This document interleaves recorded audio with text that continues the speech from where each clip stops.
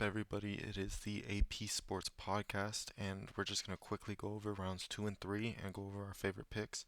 Try to get it into it as quick as possible, so here we go. First, we're going to start with Arizona. In round two, they took Chase Bisontis, the guard out of Texas A&M. I actually mocked this in my mock draft. They needed offensive line help. You need to pair some offensive linemen for whoever is going to be that quarterback, and we'll go into that in round three, and also Jeremiah Love. In round three, in the first pick in the third round, they took Carson Beck, the quarterback. They they were looking at quarterbacks. They need a young quarterback since moving on from Kyler Murray. This is who uh, Mike LaFleur believes in. So you take a flyer in the third round. I don't hate the process in that. Atlanta Falcons. In their first pick in the second round, they took Avion Terrell, pairing him up with AJ Terrell. His fall, I don't fully understand the fall, but now you have one of the best defensive backs in the NFL with Avion Terrell, AJ Terrell, Xavier Watts, Jesse Bates. You really fill out that defensive back room. In the third round, they get Zachariah Branch. Great pick for them. They need another receiver in that room after letting go of Darnell Mooney. They did sign Jahan Dotson to a deal, but now you have Zachariah Branch who could really take the top off the defense. Baltimore, we're going to look at their next pick, Zion Young. I wasn't the biggest fan of this pick, but they do need more edge rush. Um, so with Zion Young, you're getting more of a pass rush. You kind of needed it. Understandable. Third round, they took Jacoby Lane. Also understand this pick. You're getting another young receiver. He's kind of going to take the DeAndre Hopkins role. Jump ball receiver. Understandable. The Bills, they went out in the second round. Their first pick in the draft and took TJ Parker. I did see this coming. I thought they were going to take an edge rusher. I didn't think it was going to be TJ Parker, but I like this fit. You get another edge rusher alongside Rousseau and Ed Oliver, and you just get as much pass rush as possible, especially with Joey Bosa leaving. In the end of the second, they took Ig Mano's son, the cornerback out of Ohio State, and they needed another corner. They haven't re-signed Tre'Davious White. This is an understandable pick for them. To Carolina, and they took Lee Hunter in the second round, getting another big defensive tackle who's a run stuffer next to Derek Brown. Great pickup. No one's going to really be able to run on that interior. And then go and get Chris Braswell, another receiving option for Bryce Young. So now he has Braswell, McMillan, and Xavier Legette, as well as Jalen Coker. Chicago in the second and third rounds, they ended up trading back a little bit, but they got Logan Jones in the second round, a center out of Iowa. Understand this pick. I would have rather them take someone like Connor Liu, but they get someone who's not coming off of an injury. Sam Roche in the third round, the tight end out of Stanford. He's a really good run blocker, decent pass catcher. This kind of signals that it might be coming to an end with Cole Kmet in Chicago, but their future tight end, I know that Ben Johnson likes to use multiple tight end sets, and Xavier Thomas in the third round, more of a special teams player, can learn behind Cleve Raymond in that specific role. Cincinnati, with their second round pick, they ended up selecting Cassius Howell, the edge rusher at Texas A&M, and now you're really starting to fill out this defensive line. You have Dexter Lawrence, who's basically your first round pick, Cassius Howell, Shamar Stewart, Miles Murphy, B.J. Hill in the inside with Dexter Lawrence, and this defense is starting to really fill out. Then in the third round, they take Takario Davis, probably your replacement for Cam Taylor Britt. Now you have Takario Davis, DJ Hill, or DJ Turner, and Dax Hill in the secondary. Overall, I completely understand them going both picks to the defensive side. Cleveland, second and third round picks. First one was Denzel Boston. Now you got Denzel Boston and Casey Concepcion. Really good because you have the big, tall receiver, the jump ball receiver, and you have your speedy receiver alongside Jerry Jeudy and Isaiah Bond, Cedric Tillman. You're really starting to fill out this receiver room. And then in the back end of the second round, they end up trading up to get Emmanuel McNeil Warren. Needed to stop this fall. Not fully sure as of why he fell this far, but overall, this is a really good pickup in the end of the second, and you end up taking Austin Barber, more offensive line help, which you do need. So overall, it's pretty good. Dallas, in the third round, they take Jay Sean Barham, another hybrid player. Went from off ball to edge, Really good pickup. He had seven, I believe, 7 sacks this past season. So totally understand why they would go with defense. They really need to shore up this defensive line. The Denver Broncos with their third round pick took Tyler Unyedem, defensive tackle at Texas A&M. They're just trying to beef up the interior of that defensive line. Detroit in the second round takes Derek Moore. They actually trade up to go get Derek Moore. Completely understand this. Get a player opposite of Aiden Hutchinson. He's a really good pass rusher. Has a multiple skills. Stays in the same state too. Really good pickup.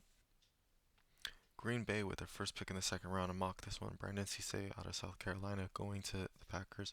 It was just a perfect fit. They really needed another corner alongside Carrington Valentine as well. You bring in Brandon Cisse, hopefully he could be that corner too for you guys. And in the third round, they go and get Chris McClellan out of Missouri. Get another defensive line. You just traded Colby Woolen. So now you're kind of just filling those spots that you need. Houston taking Caden McDonald in the second round. They actually jumped the Giants. Really good pickup. Stops the run game. Really like this pick. In the back end of the second round, they take Marlon Klein, the tight end out of Michigan. Get another tight end in the building. There was a big tight end run going off. I understand it. Don't know if this was the tight end I would have taken, but I understand the thought process of it. Indianapolis with their second round pick, pick 21, takes C.J. Allen. This is their Zaire Franklin replacement. I like this pick. He did look a little banged up in the back end of the season, so hopefully that's all figured out. And in the third round, you take A.J. Halsey, the safety out of LSU. Basically, your Nick Cross replacement. I also really like this pick. Jacksonville. This draft to me just didn't make sense. I didn't really like the Nate Boekirker pick, the tight end out of Texas A&M. I thought there was better tight ends on the board. In the third round, they go take an interior defense lineman, Regis. You just kind of fill in that defensive line. I don't know if I really like that pick either. Emmanuel Pregnon in the middle round of the third round. I do like this selection. You're getting someone who's a plug and play starter. Is 24, so you have a little bit of worries about how long he'll be there. But in the third round, you'll take a starter. And in the end of the third round, they took Jalen Husky, a safety out of Maryland. They do need a little bit of safety help. I understand the thought process. Also, some other players I would have rather had in this spot. Kansas City in the second round takes R. Mason Thomas. Thought process, completely understand it. You needed an edge rusher. I don't know if I would have went for R. Mason Thomas at that spot, but let's get that pass rush. The Raiders in the second round took Traden Stukes, someone who's been rising on draft boards. He was actually injured with the ACL injury last year, but he's an overall a really, really good player. Completely understand this pick. In the third round, they took Karen Crawford. They needed the defensive line help alongside Max Crosby, so this is also very understandable. And in the back end of the third round, they take Trey Zune the third out of Texas A&M, the center. They get a backup center alongside of Tyler Linderbaum and Jackson Powers Johnson. In the second round, the Chargers take Jake Slaughter. Bringing in Mike McDaniels, I think this is a really good pairing for them. You get another offensive lineman who could really help in that wide zone kind of offense. The Rams in the second round take Max Clare out of Ohio State. He's a solid player. I'm not fully understanding the reason why they took him, just because you just took Terrence Ferguson in the second round last year. You have Colby Parkinson on a contract, and you have Tyler Higbee. So I feel like there's too much depth there almost, but injuries happen. And at the end of the third round, you take Keegan Trost out of Missouri, the offensive tackle, just continuing to get some more pieces for the offensive line, especially since you just lost Robert Havenstein to retirement. Miami, really, really good second round pick with Jacob Rodriguez. Perfect pick. You have him next to Jordan Brooks. He's just an all around great playmaker. His turnover machine. He always gets the ball, whether it's a forced fumble or interception. He's a former quarterback, so you could have him on different little trick plays. There's all kinds of ways you could use him. I really like this pick overall. In the third round, they take Caleb Douglas, the wide receiver out of Texas Tech. There was some other wide receivers I thought were still on the board that I would rather have. Not bad though. Will Kaczmarek out of Ohio State. You need a tight end. Didn't resign Darren Waller, so it's basically just Greg Dulcich and now Will Kaczmarek. So you like that pick. And Chris Bell in the end of the third round. I really, really like this pick. You get another receiver for Malik Willis, and I think Chris Bell can actually be that one on this team. So really good overall draft so far for them. Minnesota, really good back-to-back picks with Jake Golday and Dominic Orange, in my opinion. Jake Golday, he's going to be a three-down linebacker for this team. I really like that in the Brian Flores defense too, and he gets to pair alongside Blake Cashman. Dominic Orange in the interior, you lost Javon Hargrave and Jonathan Allen. Now you replace those two players with Caleb Banks and Dominic Orange. Really like those two picks. Get Caleb Tiernan in the end of the third round. They're probably going to move him to the interior offensive line. Understand that, and getting Jacoby Thomas, the safety out of Miami, in the end of the third round as well. New England in the second round takes Gabe Yakus. You get an edge rusher. They needed that. They lost Caleb on Chason, and then they take Eli Rardon out of Notre Dame, the tight end. The the tight end run in this class was insane. In the second and third round, I believe it was like 7 or 8 tight ends went off. New Orleans in the second round take Christian Miller, and in the third round take Oscar Delp. Love both of these picks. I think Oscar Delp's a good tight end, the future Jawan Johnson replacement. Taysom Hill's most likely not going to be back. Christian Miller in the interior defensive line, I really like this pick as well. They needed help in the interior defensive line, got the best interior defensive line available at that point. New York goes Colton Hood in the second round. This is right after the Texans actually leapfrogged them and took Caden McDonald. Overall, I do like this pick though. Colton Hood was borderline first round pick. Take him in the early second after not getting the defensive lineman you like. It's understandable. You do need cornerback help too, and they end up trading up in the third round to take Malachi Fields, get a receiver in there next to Malik Neighbors. I like that, the thought process of that too. Jets in the second round take D'Angelo Pons, and I made a comparison when I was talking about D'Angelo Pons in my second and third in my second round mock draft for him to the Lions, and he reminded me of Amik Robertson, and it just makes perfect sense as to why the Jets actually picked D'Angelo Pons because Aaron Glenn worked or was the defensive coordinator on the Lions and had Amik Robertson. So this is basically Aaron Glenn's Amik Robertson. They're going to use D'Angelo Pons the same way. He could have been like the best corner of this draft if he wasn't like 5'8", 5'9", but I don't think that's going to be a big stop for him in the NFL. I think he's just a great player overall. The Eagles in the second round and the third round just kill it. They go get Eli Stowers, the tight end out of Vanderbilt. Continue adding more weapons for Jalen Hurts in this offense, as well as he's going to be the replacement for Dallas Goedert, and I just think that's a really good replacement. You're not going to have Goedert for a couple more years. Might as well get that replacement. He can learn under Goddard. And then in the third round, they take Markel Bell. I knew at some point they were going to take an offensive tackle. They're going to lose Lane Johnson at some point. You have Markel Bell being able to learn under Lane Johnson and Jordan Mailata. A really good pick overall. Pittsburgh, wow, they had a really good second round pick in Jeremy Bernard. I was surprised he fell this far. I thought the 49ers were going to take him in the first pick in the second round, but they trade up to go get Jeremy Bernard. I really like this pick. They lost out on Makai Lemon, so go get your receiver in Jeremy Bernard. In the third round, they go take a flyer on Drew Aller. He would have been a first round pick if he came out of the draft last year. He comes back this year, does not have a great year. Go take a flyer. Why not? Especially if you don't even know if Aaron Rodgers is coming back yet.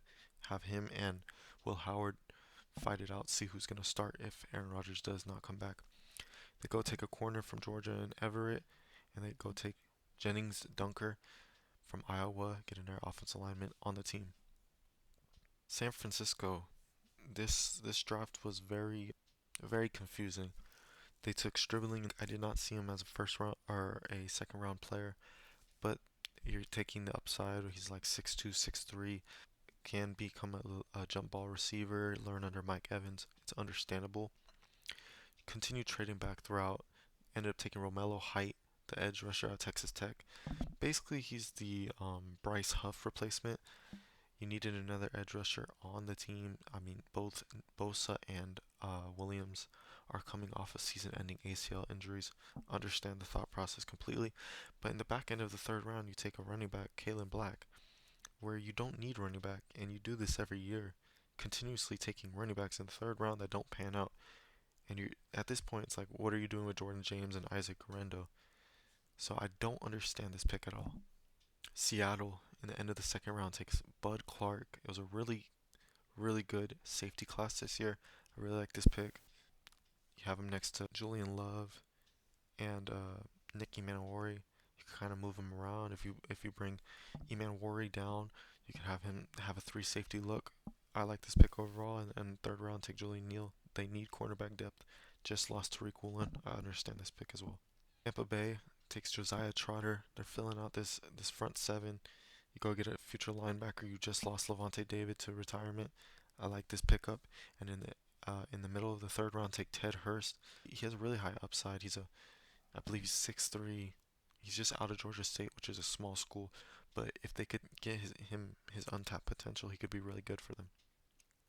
Tennessee in the end of the second round takes Anthony Hill Jr. This is basically Robert Sala's linebacker that he's gonna mold up to be really good. And everywhere Robert Sala's gone, he makes a good linebacker. Like he did that with the Niners for multiple players, and then he goes to the Jets, turns Quincy Williams to an All-Pro player, has Jamie and Sherwood looking really good. I believe he's gonna do the same with Anthony Hill Jr. So a really good pick. Finally, the Washington Commanders in the third round take Antonio Williams. Need another receiver in the room. Have Terry McLaurin, Luke McCaffrey.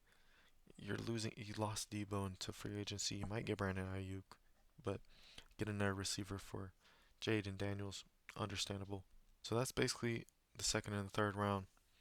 It took pretty long. Had to go over a lot of picks, but overall, that's the draft. Thank you guys for tuning in and listening. As always, like, subscribe, follow. I'll catch you guys later. Peace out.